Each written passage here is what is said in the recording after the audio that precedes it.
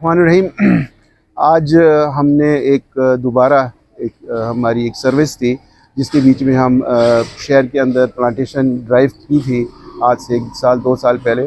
तो आज दोबारा हम लोग WSP के साथ प्लस हमारे साथ जो साइलेंट सोल ऑर्गेनाइजेशन है, ये यंग बच्चों की यंग जनरेशन है, इसके साथ यूथ है सारी हमारी। तो इनका जो स्पिरिट है, इनकी जो एनर्जी है, उसको हम इस्तेमाल करने की कोशिश करेंगे इस प्लांटेशन के अंदर।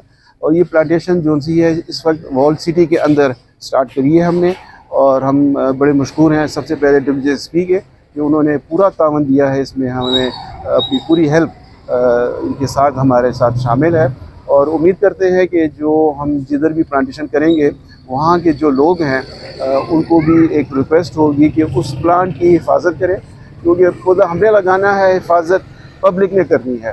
तो ये जो ड्राइव है प्लांटेशन की, आज उसका इफ्तिताह है।